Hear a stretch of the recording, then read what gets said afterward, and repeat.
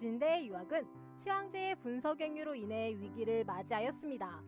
하지만 한무제 때에 이르러 유학이 황제 중심 체제를 뒷받침하면서 국가의 통치 이념으로 채택되고 다시 부흥할 수 있었습니다. 그리하여 유학은 가족 중심의 혈연 공동체로부터 국가 중심의 공동체에 이르는 윤리 규범을 제시함으로써 사회의 중심 사상이 되기도 하였습니다.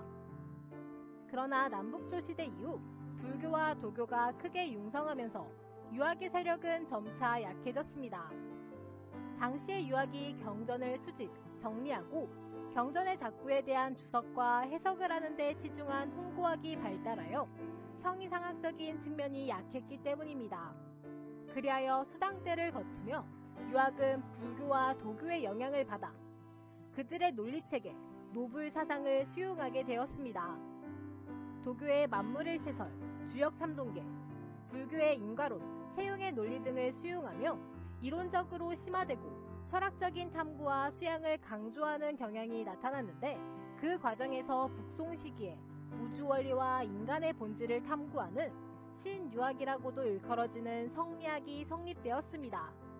특히 송대에는 과거제의 전시제도를 도입하며 황제 중심의 문신관료 체제가 성립되었는데 이에 따라 세습적인 귀족계층이 몰락하였고 지식인이 관료가 되어 사대부라는 새로운 지배층이 형성되었습니다.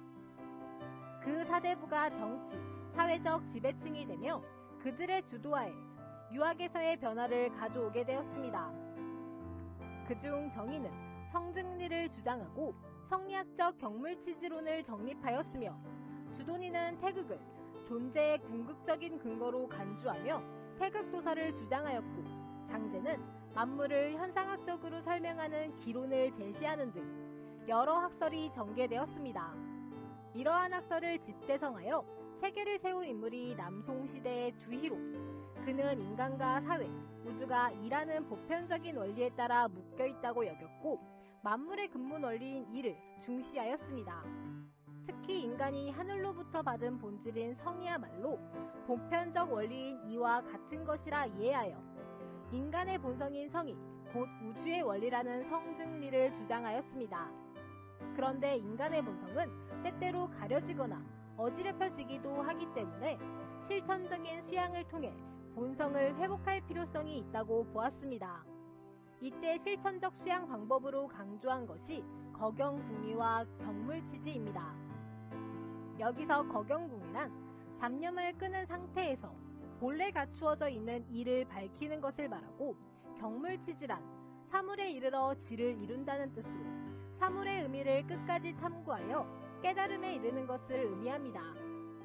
이렇게 주의가 집대성한 학문을 주자학 또는 성리학이라고 합니다. 또한 송대의 유학자들은 그 이전에 유학의 경전으로 중시되던 오경보다 대학, 중용, 논어, 맹자와 같은 사서를 더 높이 평가하였습니다.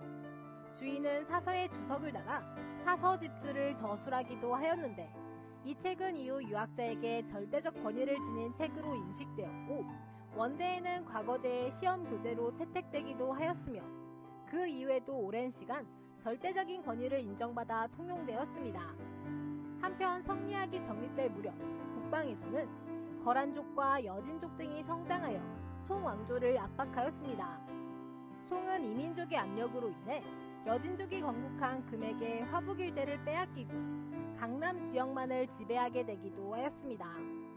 이에 한족의 민족의식은 점점 고조되었고 이는 성리학에 영향을 미쳤습니다. 그리하여 성리학에서는 다른 민족에 대한 한족의 문화적 우월감을 바탕으로 화이강과 의리와 명분을 중시하는 대의명분론이 강조되었습니다. 여기서 화이강이란 문명이 발달한 중화와 그렇지 못한 오랑캐로 천하를 구분하는 중국 중심의 전통적 세계관이고 대의명분론은 큰 뜻을 위한 본분이나 도리를 의미합니다.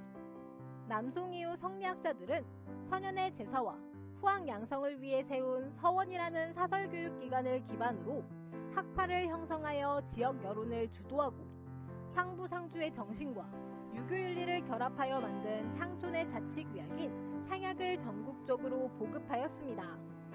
이를 통해 성리학적 윤리를 백성에게 전하여 성리학은 중국 사회의 기조가 되기도 하였습니다.